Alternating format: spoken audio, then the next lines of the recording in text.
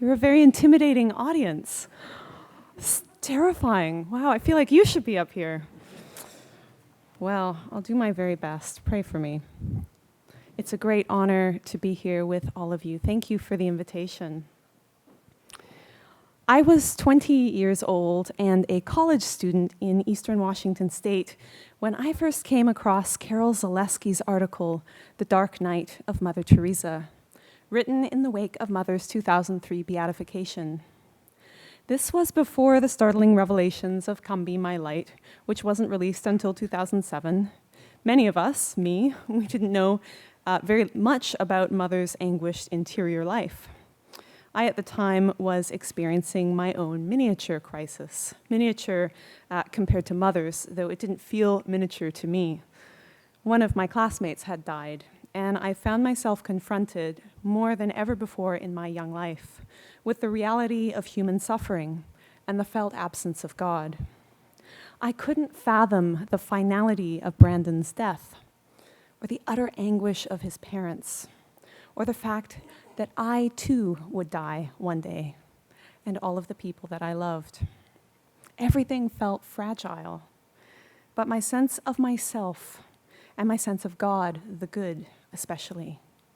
Where was this good? The darkness in my heart kept me up at night, because there was also in my heart a deep desire for God, for life, for love, to somehow be true, be absolute. Zaleski offered me a lifeline by suggesting that there might be a way of thinking about darkness, of holding darkness, that would allow it not to be terminal, that spoke somehow of a reality beyond what I could perceive. Her article on Mother was my first introduction to the idea of apophatic theology. In the history of Christian theology and spirituality, she wrote, there have been many accounts of divine darkness with a host of different implications. It is an ancient doctrine emphasized by apophatic theologians and mystics that God dwells in inaccessible light, a light so searingly absolute that it cancels out all the ideas and images we may form of him, veiling the divine glory in a dark cloud of unknowing. I had no idea what that meant. I was, at the time, a member of a very Protestant, in fact, really anti-Catholic tradition. What was an apophatic theologian? I didn't know. How could darkness be something luminous? I didn't know that either. But whatever it was that Zaleski was talking about seemed to validate my experience of loss, of suffering, while allowing it to be potentially a place of gain. Apparently, at least in principle, something like the death I felt inside could speak of life. This struck me as a great mystery I had to find out about. And in the end, it would shatter everything I thought I knew, everything I clung to, my security, my very self, and it would resurrect my faith. Zaleski was one of the first commentators on Mother to suggest that Mother might belong within the tradition of apophatic theology. This morning, I want to explore with you why I think this suggestion was insightful and how seeing Mother in this way might help us open our experiences of inner darkness to paschal transformation, to resurrection. Now, you might already be thinking that Mother is quite different from more familiar exemplars of the apophatic tradition, if you know about such things like Pseudo-Dionysius or Meister Eckhart, and I agree. But as is true of most theologians who encounter the living God, rich threads of negativity run through Mother's thought and experience, especially, I contend, where she perceives and unites herself with God and the suffering poor. So in what follows, I'll first do my best to contextualize Mother within the tradition of mystical theology, and especially theological accounts of darkness, explaining what I think we might consider to be at least some of Mother's contributions to it. Here I'll draw a bit from my own experience with the Missionaries of Charity, and then, I hope that's okay with you, and then turning to some Franciscan sources, I'll try to flesh out how I think Mother's contributions can help us open up our darkness so that it can become paschal. This means affirming the real pain caused by our suffering, but allowing it to be more than this. And finally, I'll end with just a word on the implications of all this for thinking about the mystery of our lives and the mystery of Mother's presence in our lives. Does that all sound okay? Yeah, okay. Good. People are out there? Good, okay. So, part one, mystical theology in the Christian tradition, begins with the Hebrew Bible. But it came to the Western Church through Philo of Alexandria, Gregory of Nyssa, and especially Dionysius the Pseudo-Areopagite, writing at the turn of the 6th century, who you already heard about last night if you were there. From the cleft of the rock on Mount Sinai, the prophet Moses perceived God's glory through a veil of cloud. For us mortals, scripture and tradition say the truth of God, God's radiance, is beyond our ability to ever grasp. But Pseudo-Dionysius thinks it is possible for us to climb the mountain to behold God as Moses did, a journey, as John of the Cross would call it 10 centuries after Dionysius, of sheer grace. Such an encounter can only overwhelm our capacities. Blinded by the glory, we perceive the divine nature as a kind of darkness, but a life-giving darkness, because through our mortal eyes, we are beholding life itself. Arriving to this place is an arduous journey, thinks Pseudo-Dionysius. It requires leaving behind the myriad false gods we worship around the base of the mountain. Sensual attachments, yes, but also spiritual experiences, the consolations that make us think we are spiritually evolved.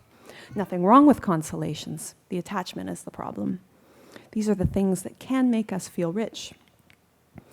More still, we must relinquish every idea about God we've ever had.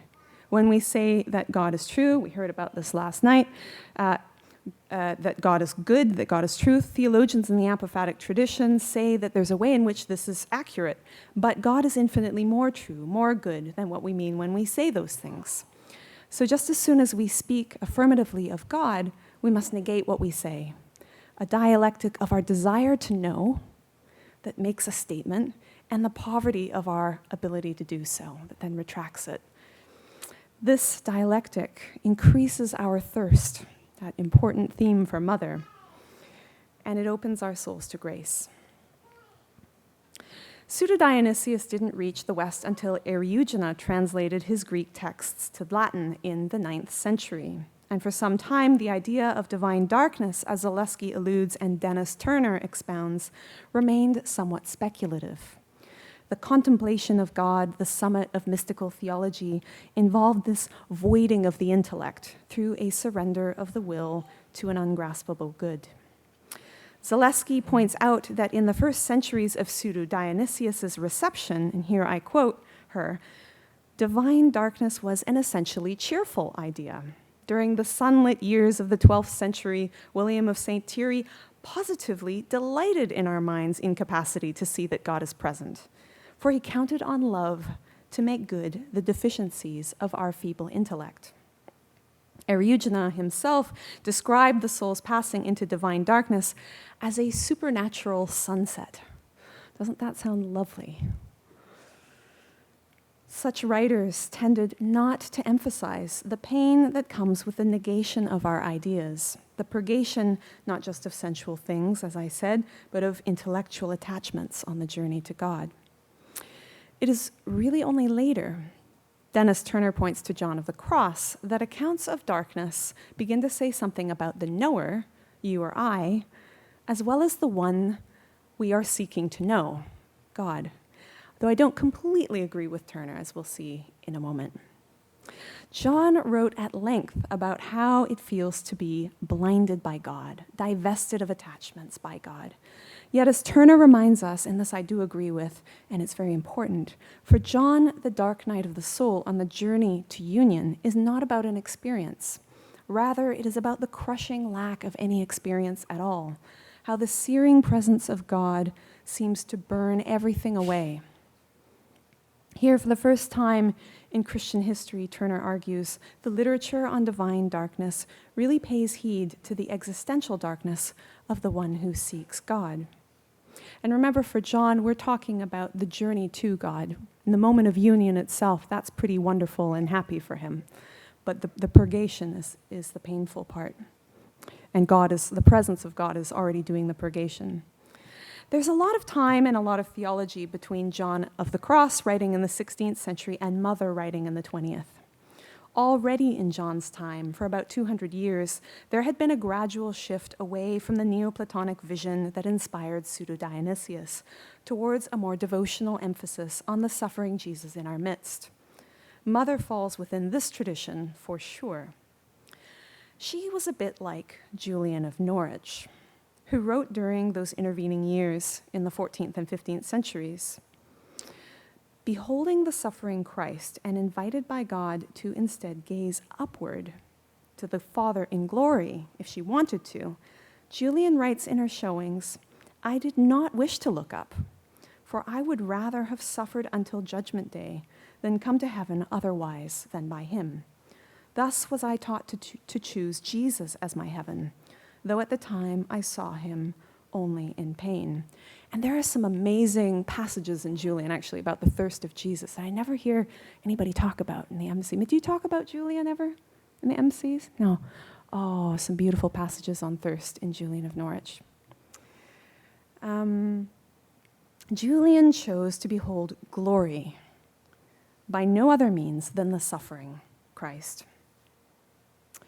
For Mother, this suffering Christ was the poorest of the poor, as we all know. She too would stay with him. She too, like Julian, would have no other vision of God but this one. But in the poorest of the poor, she would not abandon him. She would satiate his thirst. And so for this reason, divine darkness as mystical union inevitably came to look and feel different for Mother than it did for someone like John. With the devotion of a true missionary of charity, our own Father Brian has argued that Mother's darkness was reparative, participated in Christ's atonement for sin. For me, this raises many questions, though it could be. Certainly, though, as Father Brian has also argued, I contend that it was not purgative in the same way it was for John and other well-known proponents of mystical theology. Mother chose to share in what Jesus felt, to have no other heaven but him. And whatever metaphysical significance this decision may have had, it certainly at least helped cause her suffering. We all know what she wrote. "If I ever become a saint, I will continually be absent from heaven to light the light of those in darkness on earth." The implication of this decision is that Mother lived with the same lack of inner experience that John wrote about, the same voiding of the soul's capacities, the same painful darkness. Not just on the way to mystical union, like John or others, but crucially, in the very gift of union itself. The impassible, ungraspable divine nature she contemplated could not be separated from Christ's suffering human nature. And this is why contemplation hurt so bad, why the vision of God's darkness brought about a darkness in Mother herself. It was not so straightforward for her as journeying upward and passing into the radiant darkness. This passing necessarily involved participation in another darkness. In her celebrated work, The Body in Pain, Elaine Scarry explores the power suffering has to silence our thought, to render us speechless. Pain scatters our meaning-making capacities. It disrupts our very sense of self. It seems to me that this is what happened to Mother when she embraced her more complicated form of mystical union. She lost her words. She lost, in a sense, herself. But there is a sense in which this was a holy loss. "Don't come," she wrote to her spiritual director, Father Neuner. "I have nothing to say. My soul is just like an ice block. The place of God in my soul is blank. I just long and long for God. I just hear my own heart cry out, 'My God,' and nothing else comes." Here, I submit, is Mother, like Moses, beholding the glory of the Lord, but in the poorest of the poor, and in the void of her own self. Right there, in her own darkness, was revealed the divine humanity. There also was the dazzling darkness. though she didn't fully comprehend what she was seeing. "My God," she says, and she falls silent, like Moses who, when the vision of God appeared, bowed down to the ground and worshipped. What I'm trying to suggest is that Mother's experience of darkness represents the same thing we see in earlier exemplars of the tradition, a vision of glory, a union with God that renders us speechless. But the speechlessness looks and feels different. It feels terrible because the glory reveals itself within the container of our humanity for Mother. The God of Mother's affection is not up there atop Mount Sinai or John's Mount Carmel. Mother's is not obviously a mysticism of ascent. Her God is here, enmeshed in our humanity. And so, at the end of the mystical journey, God remains hidden in an even more substantial way, one can argue, than the God of earlier mystical thinkers. God is hidden, as we've already heard this morning, in the distressing disguise of the poor, even the poor self. Where for John, the end of the journey, union is sweet, without oppression, for Mother, the distress never goes away. And significantly, the scattering of her experience of God also scatters her experience of herself, because she too is a place where God is revealed. Before turning to part 2, I would like to probe just a little bit about what I think this distressing scattering of experience of consolation might have looked like for Mother in her context as a missionary of charity. Here I really feel like a sister should come up and do this part of the talk, because I really don't know, compared to you, what I'm talking about. Oh, dear. The power Mother's mysticism has to void a person is what I would like to talk about a little bit. And by doing so, invite them into the paschal space I'll talk a little bit more about in part 2. When your sense of self is scattered, what do? You either cease to exist or you trust. Mother did the latter. I tried. After I read Zalewski's article, now so many years ago, I left school, packed up my bags, and flew to Calcutta, praying that Mother would be able to save me.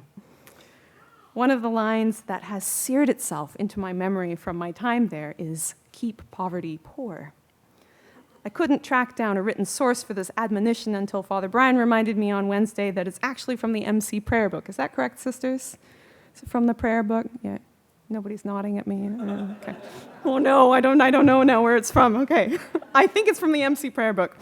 It's a request for grace, for God to help the sisters, you sisters. Maybe you need to go and pray in your prayer book. A request for God to keep you poor, to keep all of us poor, to keep poverty poor. It is very tempting to make poverty rich. One way spiritual people like to do this is by turning poverty itself, the experience of negation, into an object of attachment. John of the Cross talked about this pitfall a lot. Look at me up here on the spiritual tightrope, divested of everything, for Jesus, of course. I believe that the intensity of Mother's desire for God protected her against such a perversion. For me, in Calcutta, the temptation was constant. I was always looking for ways out of my poverty. So I can tell you something of how grace scatters a person's idolatries when one tries to live and pray just a little bit like Mother did. I am a lover of quiet spaces, meditative music, abstract art. When I go on retreat, it's to beautiful monasteries, dim light, handmade ceramics, maybe some Gregorian chant. That's not what Mother House is like. There you all are, okay. It is so loud in that chapel that frequently you cannot even hear the priest saying Mass. And so you go to adoration, you try again. But there too, noise voids any delusions of piety that you come with. The holy clamor of trucks and bells, Christ in the hacking and spitting just beyond the chapel windows, always open because of the heat, leaves no space for pride. I mentioned that I grew up Protestant. I had never seen mass-produced Catholic devotional objects before I landed in Kolkata. A fine sculpture surrounded by candles may deceive me into thinking I am present before God, regardless of what's in my heart. The pale statue of Our Lady of Fatima instantly scatters my self-deception, and so do plastic rosary beads made in China. Because these objects, blessed and filled with the devotion of God's faithful, I don't find very beautiful. I'm sorry. But isn't that a mercy? Isn't that a mercy? And then there are the people, the poor themselves, so much suffering. Mother said that the poor are great people, and she was right. Because while I sometimes found myself on the edge of despair observing their plight, their pain, some of them astonished me with their ability to hope. Nevertheless, I could not romanticize their suffering, for some of the poor did not hope. The complexity of all of this left me speechless. When I became aware of my own fleeting moments of hope, of spiritual openness, the openness immediately vanished. There was no space in Mother's world for performative piety. It was real or nothing. If the presence of God scatters human idolatry, this is what I felt happening inside me day after day in the excruciating crucible of Calcutta. Returning home, I wrote in my journal, Calcutta was the stripping away of all things, a complete death.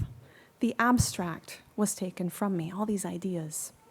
For 8 months, I lived in a concrete world. In search of God, I touched human bodies. I washed dishes, etc. It was the most unromantic experience of my life, and yet so holy, I can't comprehend it. I can't write it. Mother did save my faith. Resurrection found me, not by replacing my ideas about God and myself with subtler ones, better ones, holier ones, but by voiding them completely and inviting me to trust. Unable to theorize God with my head, the intellect, or feel God with my heart, the will, Mother taught me to touch God with my hands in the bodies of the poor, to hear Christ's risen presence in the clamor and the brokenness, in the distressing disguise. Writing of the believer's encounter with the Eucharist, Christ's body, Zaleski writes that this also is a way of dark knowing and dark loving. It's a mystical theology revised for our time. Part 2. How are we doing? Okay. How are we to nurture this experience of trust that makes our shattering not terminal but paschal? How do we welcome Christ in a way that allows the darkness of our suffering humanity to participate in the radiant darkness of God?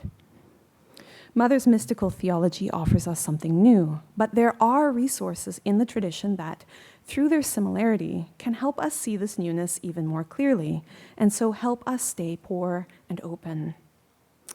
Consider Bonaventure. Bonaventure, the 13th century Franciscan and contemporary of Thomas Aquinas, is known as a mystic of ascent. His most famous work is his Journey of the Mind to God, the Itinerarium, which guides its readers through a series of ascending illuminative stages, each representing a day in Creation Week, hinting that, in fact, we are talking about the creation or recreation of the human person. On the 6th day of the week, the day humans were created in Genesis and the day Jesus was crucified in the Gospels, readers of Bonaventure's text are invited to gaze upon the crucified, to contemplate Jesus. The brokenness of our humanity is invited into union with Christ so that it can be remade. Bonaventure describes this final step as a passing over, a giving of ourselves over to the Father. And the place of giving is darkness. Bonaventure writes, "Let us die then and enter into this darkness. Let us silence all our cares, desires, and images." Bonaventure quotes Dionysius, assuring us that this darkness of which he speaks is, in fact, the dazzling darkness. It is a portal to life. And yet, for Bonaventure, this dazzling darkness takes the form of the cross. Here, near the start of theology's historical turn to the Passion, Bonaventure anticipates what will become much more developed, much more concrete by the time we reach Mother. Bonaventure even almost sounds like Mother and Julian. He writes, "Only that person who says, 'My soul chooses hanging and my bones death,' can truly grasp this passion that leads to life." That's trust. Only one who loves this death, says Bonaventure, can see God, for it is absolutely true that no one can see me and live. This is so beautiful because, of course, by gazing on God in the poor, Mother's life became, in fact, a kind of living death. So how does one make this Passover? What does it look like to say yes? The answer Bonaventure offers is clearest when we read the Itinerarium alongside some of his other texts, the Tree of Life and the Life of Francis. Like a good Franciscan, Bonaventure sees St. Francis as the exemplar of the mystical journey he unpacks in the Itinerarium. In fact, the Itinerarium was written on Laverna, on the very site where Francis received the stigmata. Bonaventure even maps out the text's 6 days on the 6 wings of the seraph that pierced Francis, with Christ's wounds in that place.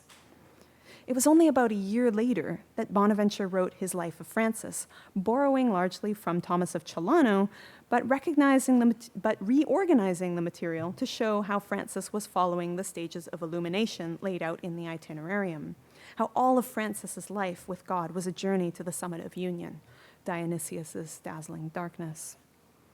So while from one perspective, Bonaventure looks like your standard mystic of ascent, in which unit of darkness is pure joy, when you read his Life of Francis, you see that the abstract journey of the mind he so diligently outlines is also a journey of the body, and in the body things are more complex. The Francis who enjoys mystical union also suffers because he is participating in the fullness of Christ. We see this in Francis's relationship with his stigmata, the evidence of his participation in Christ, which is a source of tremendous power in the lives of others, healing the sick, bringing warmth to the cold, performing a lot of miracles. Much like Mother's darkness brought comfort to others because of how sensitive it made her to human suffering. Francis struggled to make sense of this grace streaming from a reality that felt, and in his case looked, truly awful. Bonaventure tells us that for Francis, the stigmata felt painful. At one point, when Brother Rufino touched his wounds, Francis pushed him away, crying out for the Lord to spare him. Francis felt awkward. He tried to hide the stigmata. They seemed almost to confuse him. Mother likewise felt confused and tried to hide her feelings of abandonment. Francis was vexed if someone stared at him and thrown into an agony of doubt about how his wounds could possibly be meaningful. Sound like anyone you know? Francis's suffering was real, but something other than suffering was also present in it. Not automatically, but because his suffering participated in Jesus' trust in the Father's goodness, in the Father's will.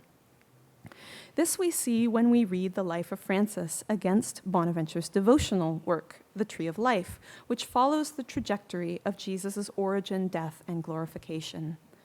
What we see there is that Jesus' dying is at once something awful, done to him by circumstances outside of himself, by sin, by us, but his dying also reveals his trust in the Father. This trust is the thing that makes Jesus' resurrection possible, the thing that fills his darkness with the luminous darkness. Therefore, Bonaventure thinks that resurrection is already darkly present in the darkness of Jesus' suffering, not as something that cancels out the suffering, but as a parallel reality, something happening at the same time. Bonaventure thinks this parallelism is exactly what's happening in Francis when he receives the stigmata. There is a real ugliness there, a real pain and discomfort that in this life never goes away. And It would be better maybe if it wasn't there, and that's what we're hoping for, but it's there. It's something that we can't escape. My mother said that if there were no more poor, she'd be unemployed, right? So creates its own challenges. But there's also a deep trust, an unmistakable union with God that transforms Frances into a living, breathing Paschal mystery. This also, it seems to me, is what happened to Mother. Mother contemplated the radiant darkness of God in the poor, where suffering darkness remained also present. She contemplated with a trust that enabled her to receive this mystery into herself, to participate in it, and to become, in Christ, a Paschal mystery. A mystery. Mother as a mystery.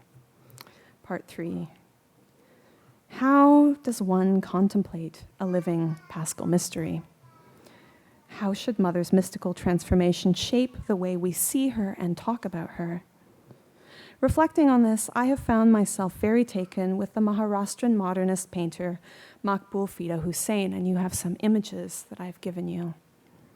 Hussain was a great contemplator of Mother, trailing her across India in the 1980s, producing numerous abstract forms of her, sheltering human figures in need.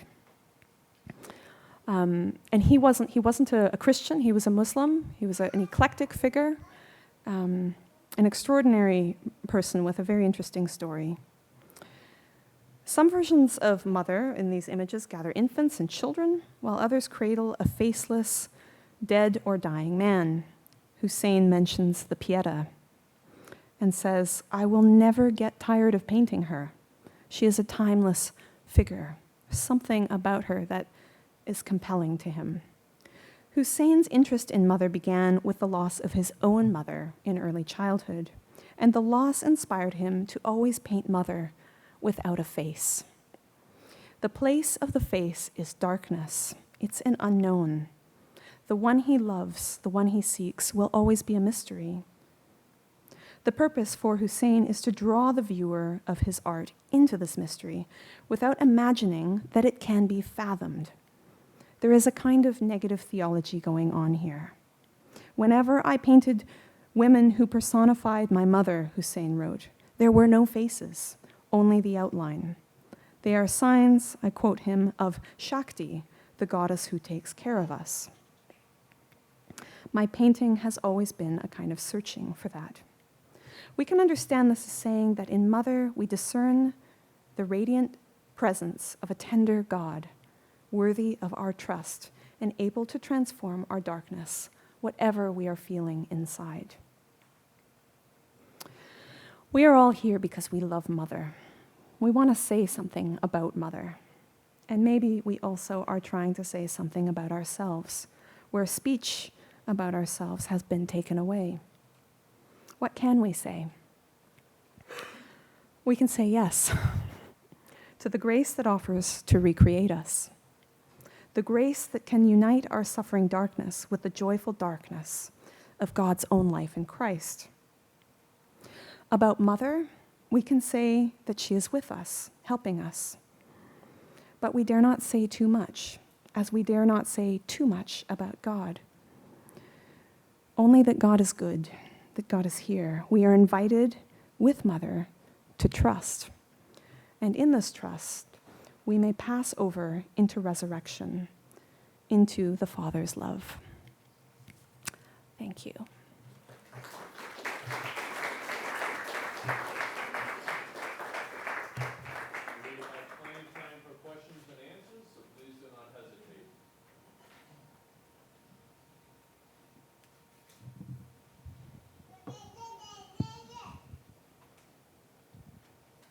Just passing the mic around.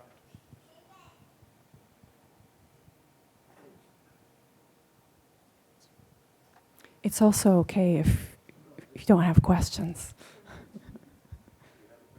Oh, is that? No, he's passing the microphone around. Uh-oh. Well, first, a clarity point. I wouldn't call it reparative. Okay. I only used a footnote of Gargoyle Lagrange. because I think reparation is only a part of what it means, but it's certainly not drawn on the cross in the sense of preparing one for union. Oh, no, no, no, no. Yeah, No, I was yeah, saying no, that I know you're you said different that. from... I know you said that. Yeah, Yeah, yeah. So I just want that word, because I think there's more than just reparation. So if anything, I would call it apostolic darkness. I don't know if Right, that okay, works. interesting. But my question is, the connection between Julian of Norwich is very interesting. Could you say a little bit more? Because then you said there was a connection, and one of the things you said was the passages on thirst. But even before that, can you say a little bit more about the connection between the two? That's very interesting. I have a book chapter on it I can send you. Oh, yeah, we'll go Yeah, very good. Okay. yeah. But just for the sisters, so quickly. So Julian there's this transition that happens historically between, the first 1,100 years of the church, of the Western church, where we kind of had access to the writings of Plato, and then we experience the recovery of the writings of Aristotle, who kind of brings things back to the body. It's a kind of, it changes the way we think about spirituality and we think about the mystical journey. And there also is some political things that are happening historically at that time. There's the emergence of new cities.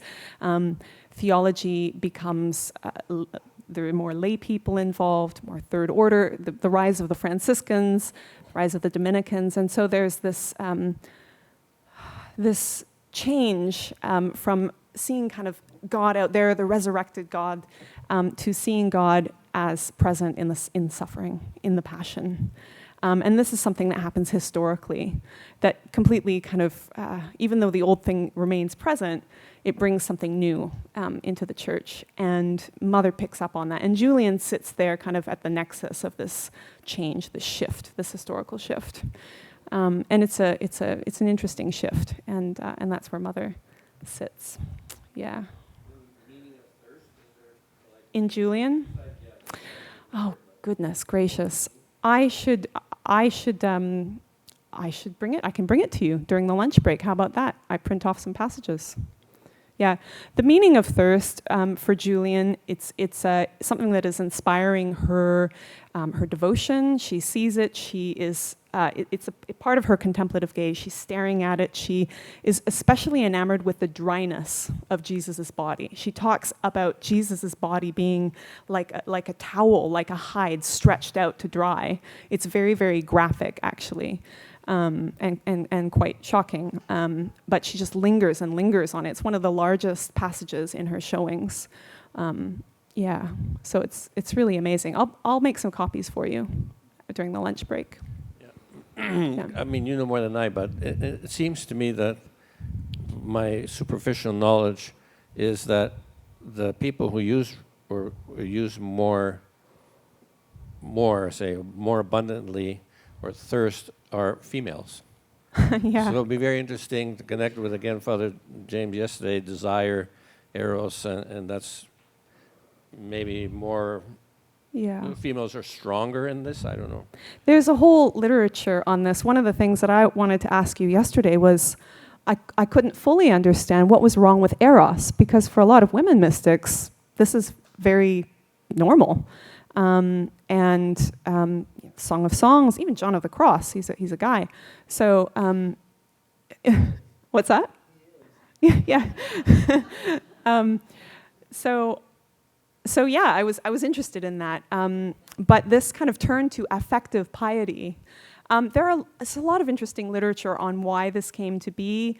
There's an interesting book that kind of looks at medieval marriage contracts and says that to be considered married in the Middle Ages, there had to be a kind of compassion for the husband as well.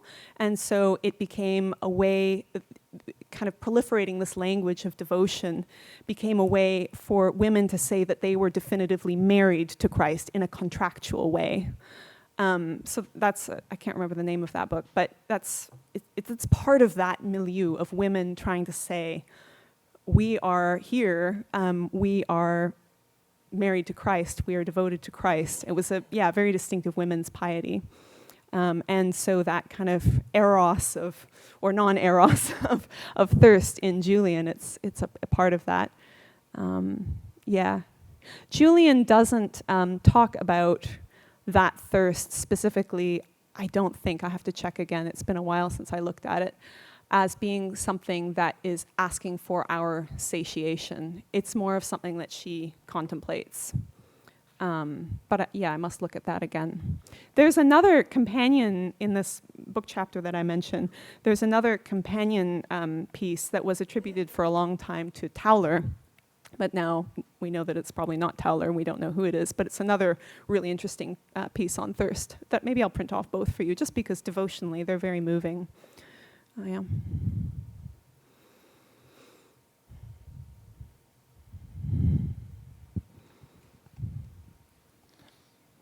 That idea that Mother chose to share in the suffering of Jesus helped cause her suffering.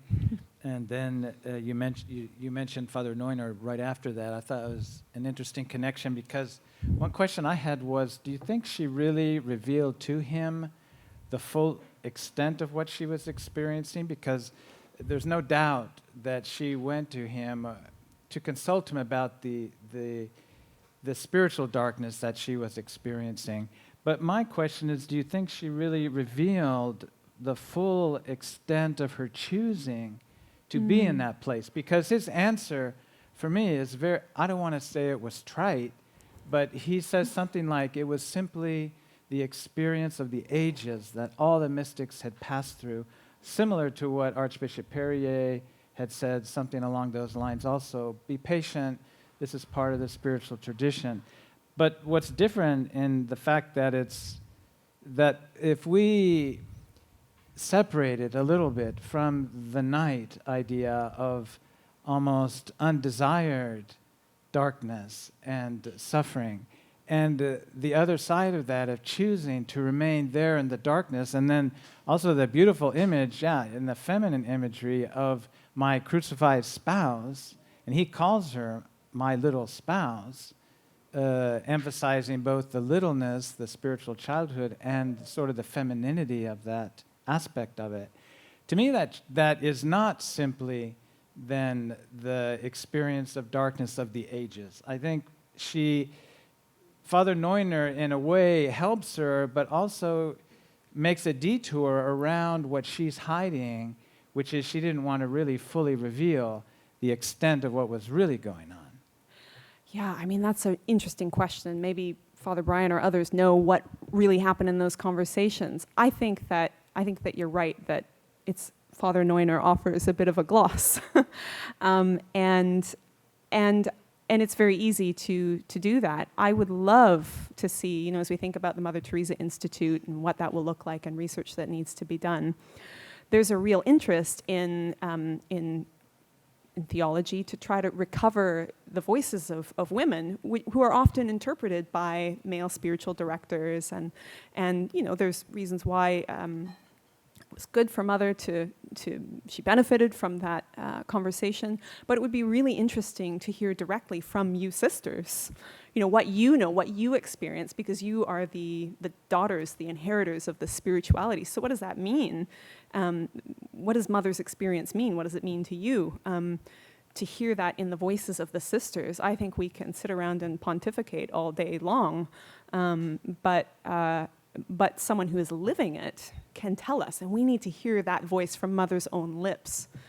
Even a lot of the way I understood it reading Father Langford's book on the 1993 Varanasi letters, one letter, it is something that was done together with Father Langford. So what was Mother's contribution to that? Like, obviously huge. It was the mystical heart of it. But I wish we could just hear the purity of Mother's own voice as well. Yeah, I don't know. I don't know if we'll ever know. Yeah. There is a push also when you canonize a saint and then push towards more than canonization of a kind of golden citadel that gets accumulated around a saint, and we have this opportunity while Mother is still relatively young to kind of say, to articulate, to think about what does a saint actually look like, really in their simplicity, in their own voice. before the accumulation of all of our voices. It'll be good. Dr. Rachel, what do you think is, and you've answered it in different ways, but the significance of mother being a woman, how do I say this? This ministry that God gave her, or mission that He gave her to reach out to the poor, how, and the poor in the sense being this expression of God's, the inability to grasp God, this apophatism. How is, I just see, and I wonder if you resonate with this, just the fact that she is a woman, that somehow that is very significant in her response to this indigence of Jesus in the poor.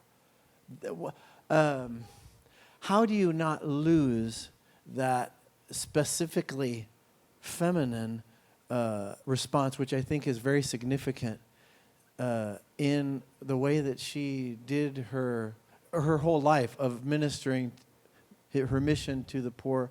What do you think the significance of her being a woman is for that? I think the way not to lose that is to talk to the sisters, because they're women, and they know what that is like to inhabit this spirituality. You're going to say something else. Well, another No. question. Okay. Then I think you're right. And it might be something that needs to be done, like they do in cultures that are less, let's say, verbal, in the sense of having an accumulated library of worded history. They do ethnographies. We talked about that last year. Whatever happened to that project? Sorry to put you on the spot, Tom.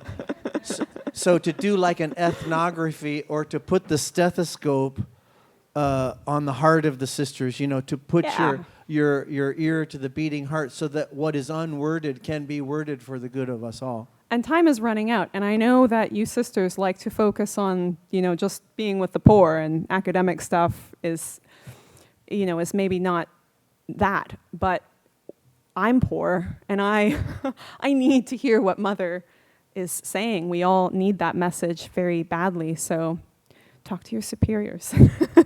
And let's get some ethnography going. Ethnography is a kind of study where we would, go and talk to sisters and hear stories and record voices. Yes, Father Brian, do you want me to stop? Okay.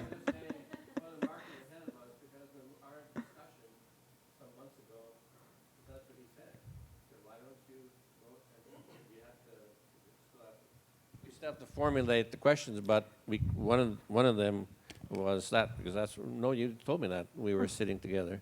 You told me last year that I was on a committee for that. Am I still on that committee? Yes, you are. But too many things to be done. Anyway, no, but that's it was exactly your point, no, Father Mark, saying that now we have to figure out the questions. But good questions will get good answers. Yeah. So we have if we formulate the right questions, and then get permission to do the interviews, sisters anyway. I think so. I think also we could worry too much about the questions. It could become a kind of script, right? We get kind of what we want. Some of these things. I think that there are skills. I don't think this is something we have to invent from scratch, because there are actually methods in academia of doing ethnography that teach the interviewer how to listen and not impose their ideas on the interviewee. So we could borrow from work that's already been done. There's good people who do ethnography that we could learn from. And this is just so important to preserve this, and time is really running out. So yeah, let's do it.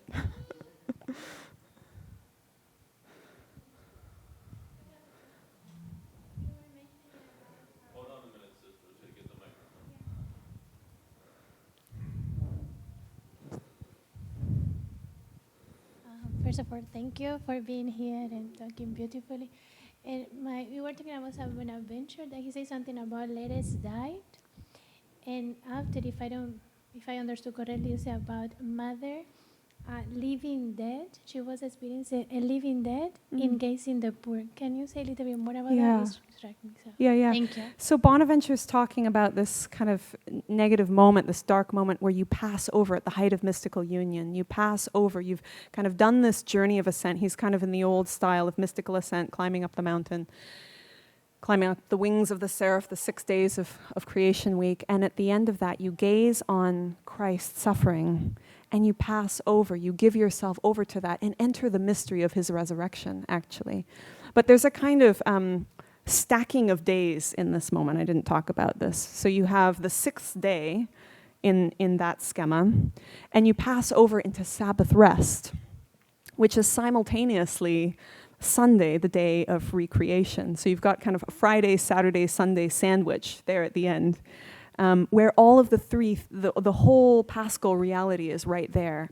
And but that requires to then enter the Sunday, requires participation in the Friday, because we know that you can't see God and live. So there Bonaventure's drawing on Moses on the mountain where we began. And so she then, in contemplating this, mother then in contemplating this, this dying and this glory, this Sunday, has to give herself over in death. Now for Bonaventure, this is joyful. This is not a painful suffering. And I think it's important to say, and I'm sure that sisters that you talk about this, that just because this was mother's experience of this pain, that's not how it has to be for everybody, right? It's not, pain is not generally something to be sought. Mother sought it for a very specific purpose. So it's in this moment that mother becomes a Paschal mystery, and then becomes somebody that we can contemplate. And we, in gazing on her, this image of the darkened face, we are seeing, in a sense, there the kind of face of the Paschal mystery. We're seeing the Friday, we're seeing the death, we're seeing what we can't see.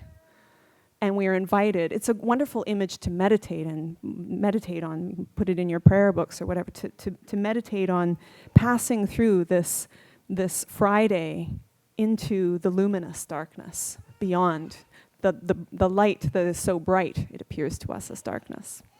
Yeah. Surely you've heard enough of me now. Oh, thank goodness. Okay. Thank you.